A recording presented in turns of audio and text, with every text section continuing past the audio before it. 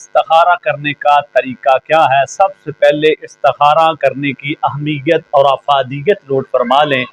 ہر کام شروع کرنے سے پہلے نبی پاک اور نبی پاک صلی اللہ علیہ وآلہ وسلم کے صحابہ کرام استخارہ کیا کرتے تھے۔ اس لیے آپ جو بھی کام کرتے ہیں، جو زندگی میں پہلی دفعہ کرنے جا رہے ہیں، میں آپ سے گزارش کروں گا سب سے پہلے استخارہ 2 3 4 حتیٰ کہ 5 6 دفعہ ضرور کریں۔ اس کا فائدہ یہ ہوگا اللہ تعالیٰ آپ کے کاروبار میں، مال جان میں، دکان میں جو بھی کریں گے اللہ تعالیٰ برکتیں رحمتیں نازل فرمائے گا۔ نبی پاک صلی اللہ علیہ وآلہ وسلم کے صحابہ کرام رضوان اللہ علیہم اجمعین بیان کرتے ہیں کہ جب دعائے استخارہ کا طریقہ ہمارے پیارے نبی صلی اللہ علیہ وآلہ وسلم نے ہمیں بتایا، اور دعائے استخارہ حضور نبی کریم صلی اللہ علیہ وآلہ وسلم نے اس طرح صحابہ کرام رضوان اللہ علیہم اجمعین کو یاد کروائی جیسا کہ کوئی قرآن پاک کی سورہ مبارکہ ہو، یعنی اتنی ذمہ داری کے ساتھ دعائے استخارہ یاد کروائی۔ دعائے استخارہ کرنے کی یہ تو اہمیت تھی، اور اب آ جائیں افادیت پہ۔ افادیت کے حوالے سے یہ ہے کہ آپ جو بھی کام کریں گے استخارہ کرنے کے بعد، اگر آپ نے کام کر لیا تو اللہ تعالیٰ کی رضامندی تھی، اس کام میں آپ کو خسارہ نہیں ہوگا، اس میں فائدہ ہی فائدہ ہوگا، اس کاروبار میں اللہ تعالیٰ آپ کو کامیابی سے ہمکنار فرمائے گا۔ اور اگر استخارہ کرنے کے بعد آپ وہ کام نہیں کر پاتے، کوئی ایسی چیز آڑے آ جاتی ہے، کوئی ایسا مسئلہ کھڑا ہو جاتا ہے، تو سمجھ جائیں استخارہ کرنے کا مطلب جو کام آپ کرنا چاہتے تھے وہ نہیں کر سکے، تو استخارہ کرنے کی برکت سے اللہ تعالیٰ نے آپ کو بہت بڑے نقصان سے بچا لیا۔ استخارہ کا مطلب سمجھ لیں۔ استخارہ کرنے کا مقصد ہوتا ہے اللہ پاک سے مشورہ کرنا، اللہ پاک سے صلاح کرنا کہ میرے مولا کریم یہ کام میں کر رہا ہوں، لیکن دیکھنے میں یہ کام مجھے بہت اچھا لگ رہا ہے، بڑا پیارا محسوس ہو سکتا ہے کل اس میں زیادہ مجھے فائدہ ہوگا یا نقصان ہوگا، یہ بندے کو نہیں پتا، یہ اللہ تعالیٰ کو پتا ہے۔ تو ہم نے اللہ تعالیٰ سے یہی بات کا سوال کرنا ہے۔ استخارہ کرنے کا مقصد یہ ہوتا ہے اللہ پاک سے مشورہ کرنا اپنے کاروبار کے بارے میں۔ تو سب سے بہترین طریقہ یہ ہے کہ آپ خود استخارہ کریں، کسی سے نہ کروائیں، کرنے والے تو ہزاروں ہیں۔ دیکھیں ہم نے کرنا ہے اللہ تعالیٰ سے صلاح، اللہ تعالیٰ سے مشورہ کرنا ہے۔ تو آپ کسی کو کہیں بھی ہم نے رشتہ کرنا ہے ہمارا استخارہ کر دو، میں نے فلاں کام کرنا ہے ہمارا استخارہ کر دو، یعنی اللہ سے مشورہ کر دو، تو مشورہ آپ اللہ پاک سے کریں نا۔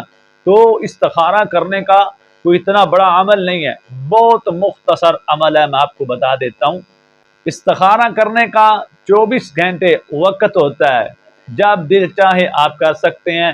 جو 3 وقت صبح دوپہر شام زوال کے ان میں نہ کریں، جب بھی ان 3 وقتوں کے علاوہ جب بھی آپ چاہیں آپ استخارہ کر سکتے ہیں۔ تو استخارہ کیسے کرنا ہے؟ وضو کریں، باوضو ہو کر 2 رکعت نماز ادا کریں، نماز پڑھنے کے بعد اسی جگہ بیٹھ جائیں، دن ہو یا رات ہو۔ اگر تو آپ کو دعائے استخارہ یاد ہے تو بہت اچھی بات ہے۔ انا ھذا الامر حسن المسلم، پیارے رسول کی پیاری دعائیں آپ کھولیں گے، اس کی فہرست کھولیں گے تو اس میں لکھا ہوگا نماز استخارہ یا دعائے استخارہ۔ تو اس میں پورا طریقہ بما ترجمہ، آپ کو کسی سے سوال کرنے پوچھنے کی ضرورت نہیں پڑے گی۔